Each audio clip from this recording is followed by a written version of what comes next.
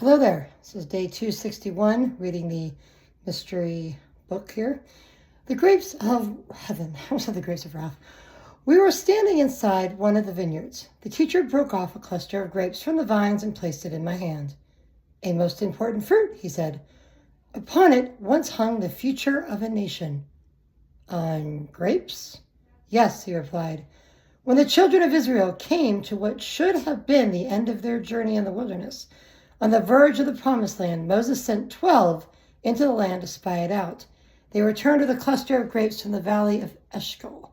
The grapes were the first fruits of the promised land, the first evidence they possessed that it was real, the first taste of what up to that point they had only heard about and believed by faith. It should have been an encouragement for them to press on and take the land, but they refused the encouragement.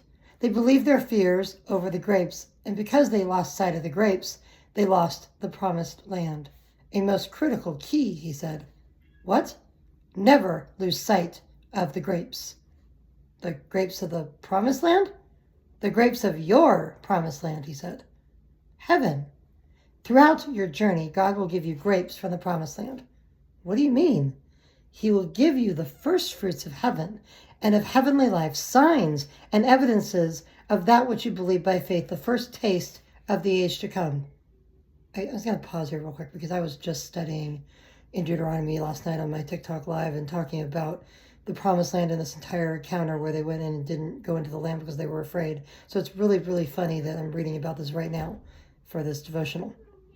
Every answered prayer, every moving of his hand in your life, every whispering of his voice, every providing for your needs, these are the grapes. The clusters of the promised land, every encouragement that you know came from him. Praise God.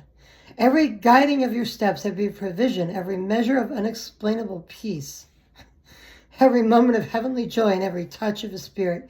These are the first fruits given to you as encouragement. Wow. So that you won't give up or give in to fear, but press on to fight the good fight and take your inheritance. And all these things are just a taste of the blessing yet to come. The first fruits of your promised land, the grape clusters of heaven. This is a great birthday present today. The mission, gather the clusters of the promised land.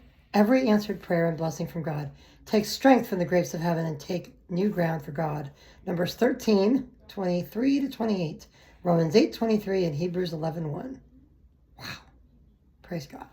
God bless.